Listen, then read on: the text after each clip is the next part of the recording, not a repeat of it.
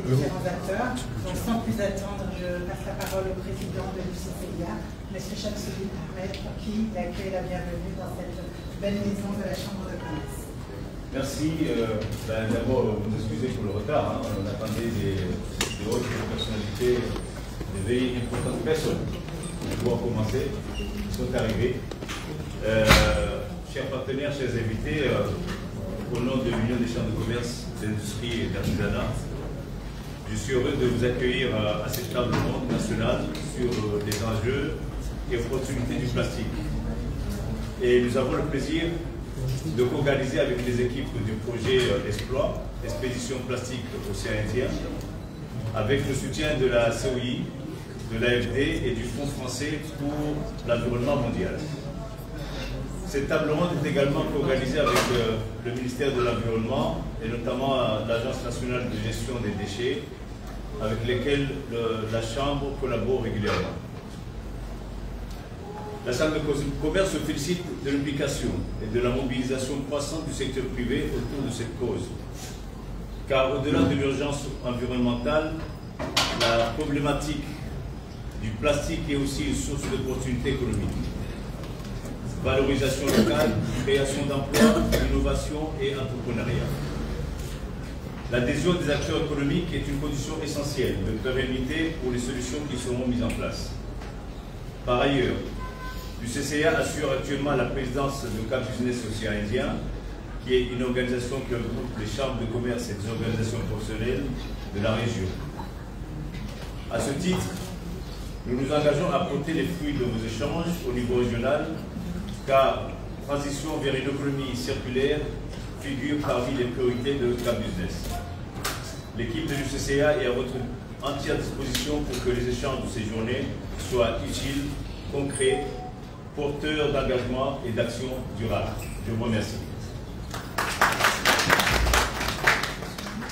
Merci beaucoup, Monsieur le Président. Je fais un peu de technique avant de passer dans les échanges.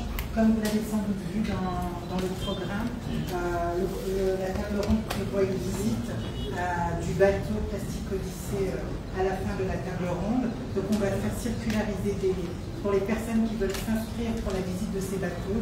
Il y a 3 horaires qui sont proposés et il suffit de s'inscrire sur l'une de ces listes pour qu'ensuite on voit comment faire pour vraiment opérer cette visite. La Morgane, qui est de Plastique Odyssée, sera le point focal d'ici.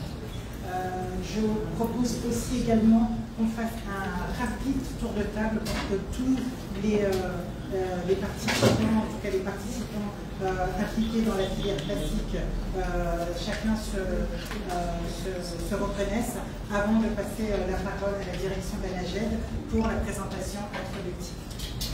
Peut-être on commence par vous. Bonjour, Jean-Marie Guy, je suis coordinateur du projet Exploit, basé au secrétaire général de la COI à Maurice. Je vous remercie beaucoup pour l'accueil et je remercie vraiment la Chambre de commerce de l'UCCIA pour son accueil et sa préparation extrêmement efficace. Et les échanges qu'on a déjà depuis plusieurs semaines, plusieurs mois déjà pour préparer cette escale. Merci beaucoup, merci aussi à Plastique Odyssée, qui est notre partenaire, qui s'est beaucoup impliqué aussi sur cette escale et pour un travail formidable. Ils vont vous montrer ça ce matin, vous expliquer tout ça, cette belle histoire, et puis après vous accueillir aussi à bord pour ceux qui souhaiteront s'inscrire. Merci à la NGD qui est notre partenaire sur cette escale et puis partenaire institutionnel qui nous accueille aussi aux Comores et puis au ministère de l'Environnement, voilà, qui nous appuie aussi grandement. J'en dis pas plus, mon patron Fanny Sogui arrive dans quelques instants, donc il pourra aussi présenter la COI au bureau. Salam alaikum. Je m'appelle M. Mohamed et je suis le responsable de l'unité de Salam. Je m'appelle Ousmane, je suis responsable programme à l'association sur la thématique digitale.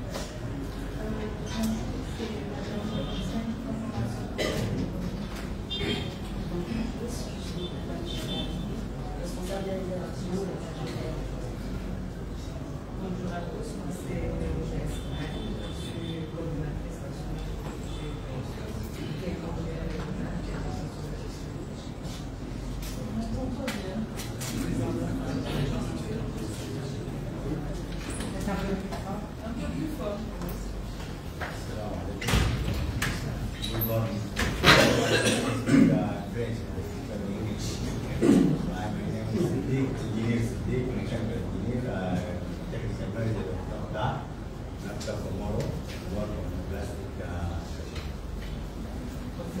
From Tanzania or from Mauritius? From Sudan. From Sudan. Welcome. Salam alaikum. Représentant de la société COPA. Salam alaikum. Ali Nassim, cofondateur et gérant de la société de recyclage et triage collecte et recyclage des déchets plastiques recyclés. Salam alaikum. Ahmad Assoule. Salam alaikum. Ramadan Madi, responsable de l'hygiène et à Sassabir.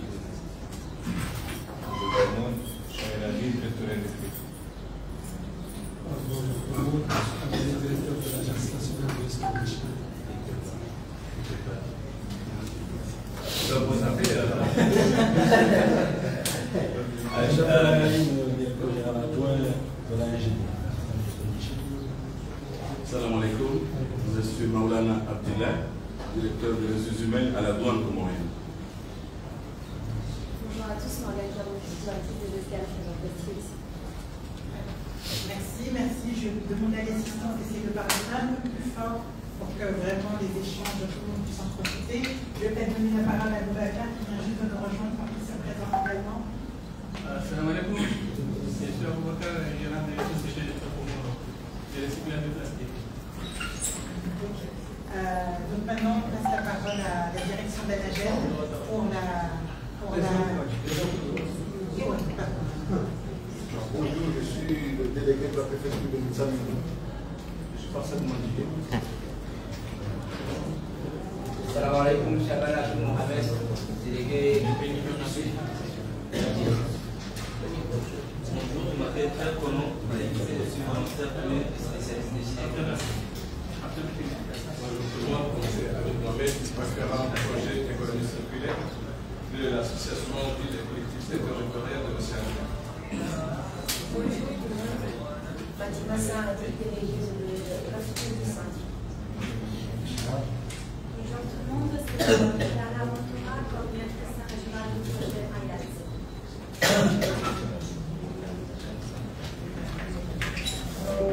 Bonjour tout le monde, c'est Madame Antifama Medousseni, co-gérante de la société Récision.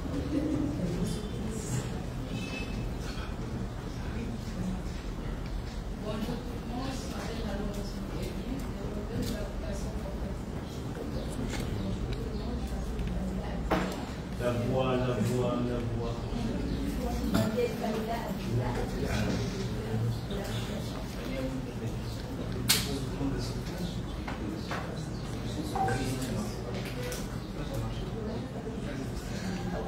Bonjour, Madame Acha Salma Messef, la chargée de coopération internationale et culturelle au sein de l'UCCA et référente de la business au Sénégal. Salam alaikum, je suis Safia Dalidaïna, je suis l'administratrice de l'ICF, Pôle Formation au niveau de l'UCCA.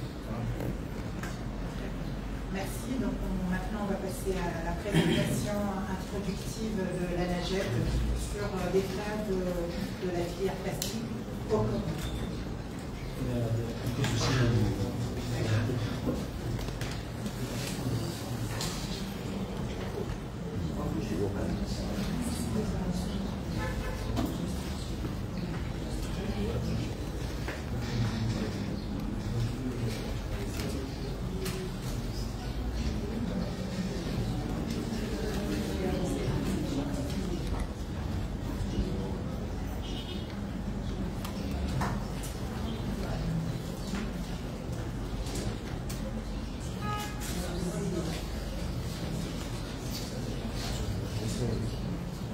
Ça va, Maurice?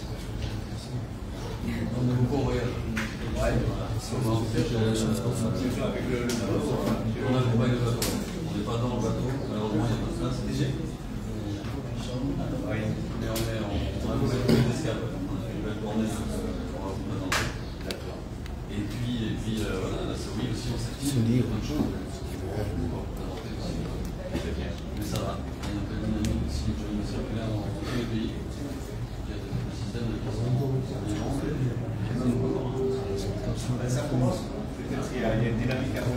surtout avec l'Agence nationale des déchets plastiques. C'est bon, vous pouvez y aller?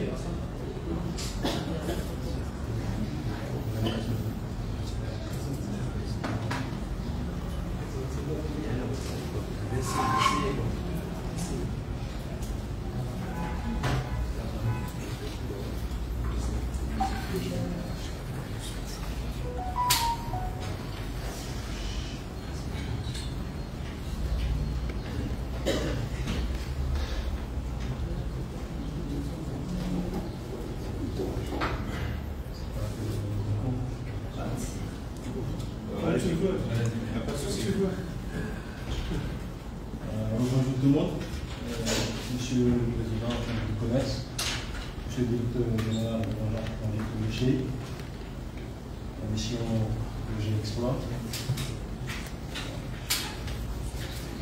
l'assistance en volant de qualité. Je suis là aujourd'hui pour vous présenter la gestion des déchets plastiques au Comores. Donc, on entend tous que l'agence est créée pour gérer d'une façon générale les déchets au Comores, mais aujourd'hui on va parler plus particulièrement des plastiques. Donc c'est du côté géographique, on sait tous. Donc pour le contexte général, on sait tous, on le voit chaque jour, que la gestion des déchets au Comores est un défi environnemental et sanitaire très majeur. Les pratiques actuelles sont inappropriées, village et dépôts sauvages. Les conséquences sont tellement graves au niveau de la population, de la santé et de la qualité de vie en général. Les infrastructures sont tellement insuffisantes et les zones rurales ne sont pas couvertes sur la gestion des déchets. C'est dans ce contexte que, en 2020, Son Excellence, Monsieur le Président de l'Union de commun, a créé par décret présidentiel l'Agence nationale de gestion des déchets, dont l'objectif est d'assurer la promotion des activités liées à la gestion et la valorisation de tout type de déchets pour préserver la diversité et l'intégrité de l'environnement de l'Union de Comores et garantir à tous les citoyens un cadre de vie écologiquement sain.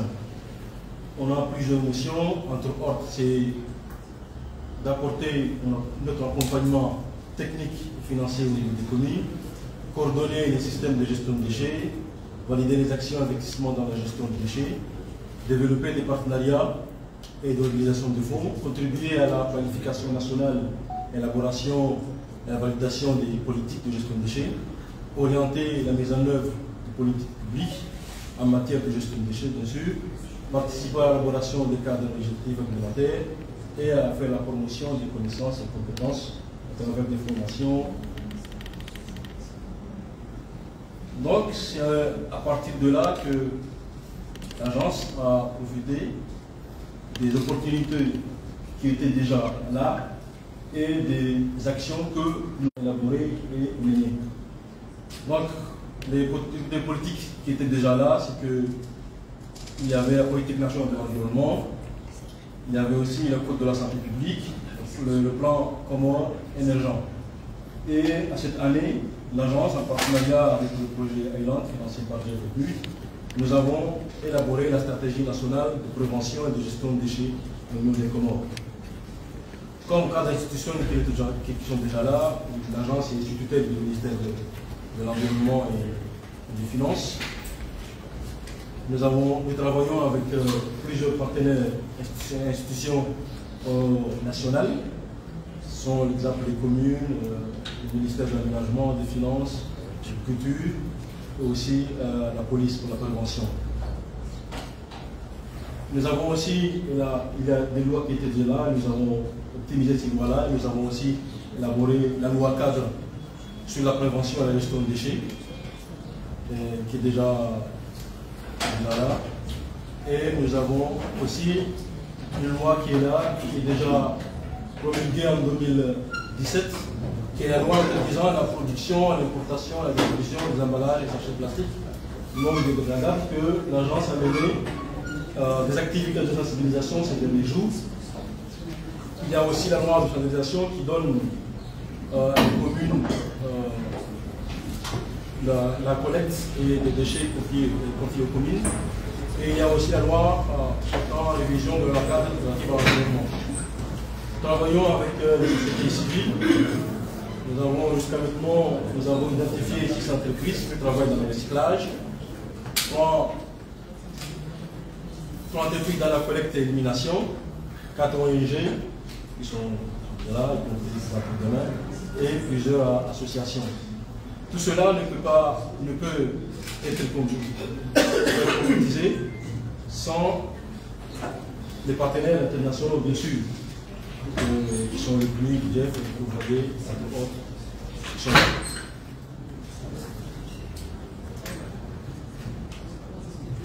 Maintenant, nous avons vous montré certaines données sur les déchets ménagers assimilés. Un petit rappel, c'est que les données de la gestion des déchets ont été élaborées par un projet qui s'appelle le plan, qui date jusqu'à maintenant de 20 ans, presque. Et l'agence, à partir de nos partenaires, c'est la COI, déjà venu, donc à travers le projet TUNEX, nous avons pu réaliser une étude de caractérisation sur la gestion des déchets. Donc vous voyez que ce qui domine plus sur les déchets, ce sont les déchets alimentaires, qu'on appelle aussi organiques. Et comme on parle aujourd'hui de plastique, on voit que le plastique a 10%, on prend 10% sur la gestion des déchets. Donc ce n'est pas minime par rapport à un pays qui compte 100 000 habitants, donc c'est beaucoup. Donc la consommation et importation de plastique, la majeure partie des plastiques qu'on consomme au pays sont importés. On estime à 2,1 millions par an de plastique. Donc ils proviennent surtout de la Chine, de l'Arabie Saoudite et de la Tanzanie. Donc en majorité sur ces plastiques-là, on trouve les sacs, bien sûr, les bouteilles et les emballages plastiques. Et on trouve aussi que les zones qui sont tellement polluées, ce sont nos capitales respectives qui sont Moroni, Montsanudou et Fongoye. Donc on voit un petit diagramme là, une image qui montre la pollution marine et l'origine de ces pays, que la plupart proviennent de l'Afrique de l'Est, de Madagascar et les autres des Comores. Donc le Comore en compte à 21%.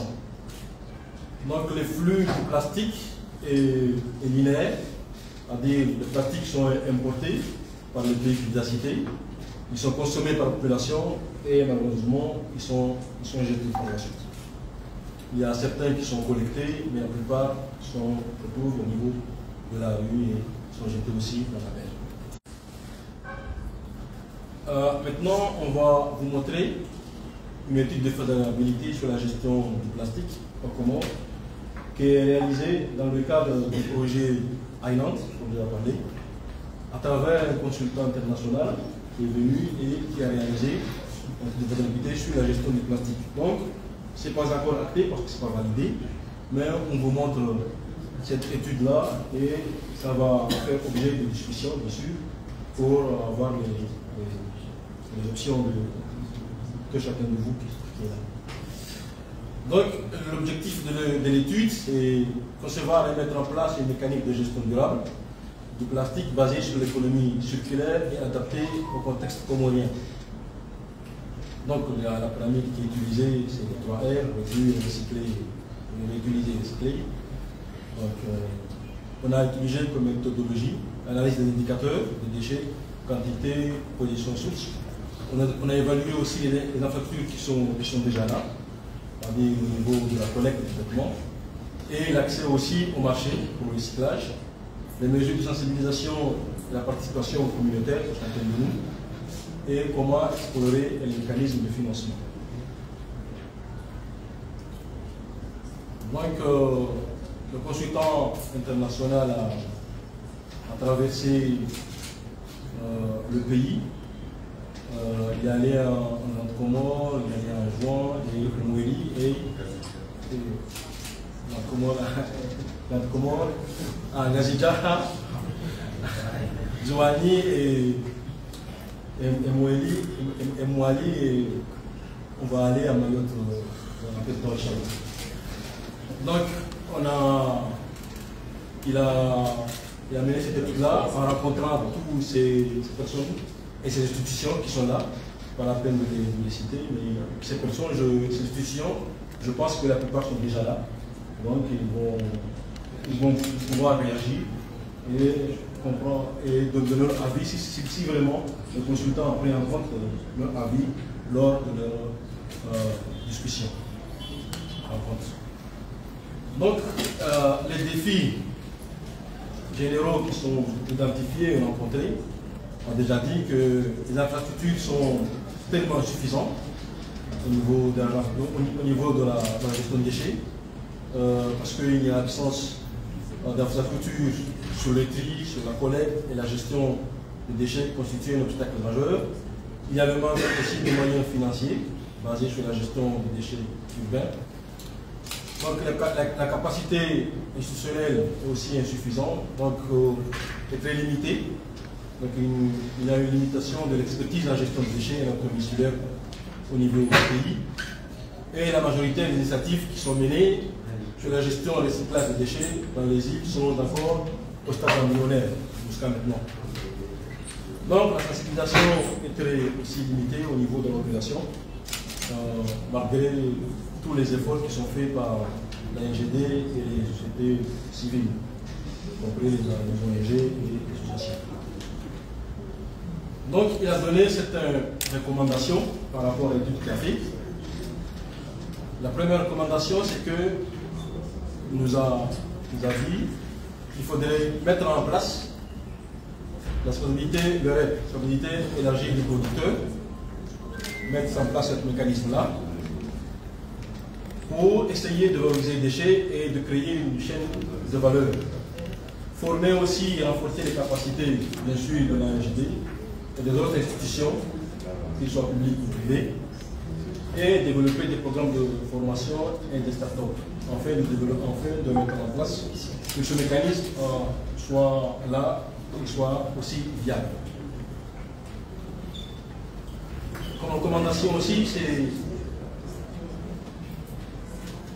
le déploiement d'infrastructures pour la collecte et le tri, parce qu'on ne peut pas faire ça, on ne peut pas faire une valorisation de plastique ou un recyclage de plastique sans qu'il y ait une collecte et tri et traitement qui sont vraiment bien, un système qui est tellement bien fondé.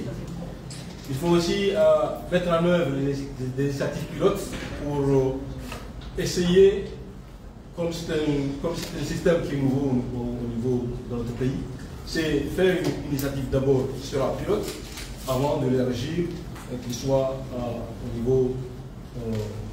niveau du pays en général. Tester les mécanismes de financement au niveau de la gestion des déchets qui sont jusqu'à maintenant qui sont vraiment éparpillés, ne sont pas encore tellement mis en œuvre de façon réglementaire. Voilà, c'est la structure dont le consultant, avec l'apport de la NGD dessus, a proposé au niveau du mécanisme de REP. C'est-à-dire, au niveau de REP, il faut mettre en place un comité REP. Le comité aura comme objectif, il sera formé, un comité mixte, qui sera formé par plusieurs partenaires, y compris au niveau du gouvernement en général, à travers le ministère de l'Environnement, le ministère des Finances, le ministère du Commerce et le secrétaire général du gouvernement, bien sûr. Donc, il aura comme objectif de décider les lignes directives et mécanismes de financement de la REP, notamment la collecte des taxes auprès du secteur privé, par rapport à la loi qui est déjà là, bien sûr, en se basant de la loi. Aussi, décider des priorités d'investissement et des modalités de mise en œuvre de la REP, et les directives relatives aux mécanismes de transmission des rapports du secteur privé pour le respect des obligations. Donc, il y aura aussi les producteurs et des importateurs qui vont contribuer au financement du REP, qui est déjà dans la loi à travers le mécanisme de polyotérieur, bien sûr. Et il y a aussi les infrastructures de gestion des déchets qui seront mises en œuvre plus particulièrement par des sociétés privées et aussi la commune qui va se charger de la collecte. Mais dans tout ce schéma-là, l'ANGD, on a mis l'ANGD à un pays ou l'UCA, on n'a pas encore fixé, ça va apporter des discussions ici, sera le centre de ce système qui est là. C'est eux qui va superviser le système de mécanisme du REP, l'ANGD, et on a dit plus probablement que ce sera l'UCCA ou l'ANPI, on n'a pas encore décidé sur qui sera là pour être en concertation avec l'ANGD pour réaliser le mécanisme d'une façon générale. Donc, on a déjà dit, il faut déjà appuyer les institutions, bien sûr, former et renforcer les capacités de l'ANGD, des autres institutions publiques, aussi des ONG et des sociétés qui vont participer dans ce système de REP. Donc, appui entrepreneuriat local sera une recommandation qui sera portée bien sûr par le UCCA, qui a déjà l'expertise de faire ça en tant qu'éducateur, et de renforcer les capacités techniques à travers des formations, des programmes d'accompagnement, aussi financer aussi, mais aussi le programme pour s'adresser aux initiatives entrepreneurs locales et entreprises artisanales. Donc maintenant, on a proposé certaines infrastructures qui peuvent être utilisées dans le système de REP, avoir des poubelles et des conteneurs pour stocker le plastique et certaines poubelles et certains équipements comme des bennes et autres. Des bennes à ordures, bien sûr. Donc l'option de sensibilisation, c'est qu'il faut réduire la production des déchets dans les établissements scolaires, c'est-à-dire commencer par la base, sensibiliser les élèves, parce que c'est l'avenir de demain, c'est eux qui vont gérer. Donc ils doivent maintenant prendre cette initiative dans les bras, mais il faut vraiment les éduquer, il faut vraiment les sensibiliser, les informer sur la gestion des déchets au niveau global, mais aussi sensibiliser la population de façon générale ici sur la gestion des déchets, parce que malgré, comme je dis, la sensibilisation qui est faite par les différentes institutions et différentes sociétés qui le font, société civile, mais la sensibilisation au niveau de la gestion des déchets en milieu commun est tellement limitée. Donc, c'est les centres de valorisation. On a proposé certains équipements qui peuvent être utilisés au niveau du championnat, comme le compacteur, les presse-à-balles, les brailleurs, qui peuvent être utilisés au niveau du système de gestion des plastiques, dans le mécanisme de REP, bien sûr. Donc, c'est la même chose, ce sont des exemples de recyclage qui sont déjà là. Il y a des ONG, des sociétés qui peuvent vraiment les expliquer dans les stades de démêts, et autres. Ils ont déjà fait des initiatives de recyclage sur la gestion des déchets. Donc, c'est un aperçu de la solution et des technologies qui devaient être mises en place.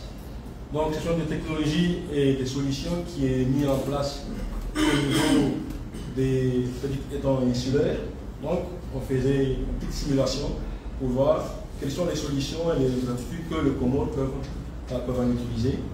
Donc, le vert indique une évaluation positive selon les critères spécifiques. Le jaune indique une évaluation moyenne et le rouge indique une évaluation négative. Donc, c'est une option logistique qu'on a mis en place parce qu'au niveau du REP, on a mis deux volets au niveau du plastique. Soit le plastique sera recyclé au niveau du pays, mais il peut aussi être exporté au niveau des pays environnants. Donc, par rapport au système insulaire, donc on a dit qu'à Mouali et à Djouani, ils peuvent avoir des équipements tels que les poubelles, conteneurs, toilettes, centres de tri, décharges semi, des petites décharges. Mais ces plastiques-là doivent être broyés et compactés pour être renvoyés au niveau de Ngazidja. Pour que, au niveau de Ngazidja, ces plastiques-là soient recyclés, soit exportés au niveau des pays qui sont en voisinage. Tanzanie, dont notre ami va avoir l'occasion de faire ça, parce qu'il a déjà fait ça. Donc, après avoir expliqué tout ce système REP, qui est un système, comme je vous ai dit, qui est nouveau au niveau des Comores, mais qui est déjà utilisé dans certains pays de la région, tels que la Seychelles, qui vont présenter le système-là. Donc, on a dit qu'il serait mieux de mettre en place un projet pilote pour voir vraiment si le système peut marcher, ou c'est un système qui est au niveau du papier, mais ce n'est pas vraiment contextuel au niveau des Comores. Donc, en réalisant ce projet pilote, on peut voir est-ce que vraiment il faut maintenant élargir le système et la valider au niveau national, ou il faut voir d'autres systèmes qui sera contextuel au niveau du pays. On dit c'est la même chose qu'on a déjà expliqué au niveau du REP.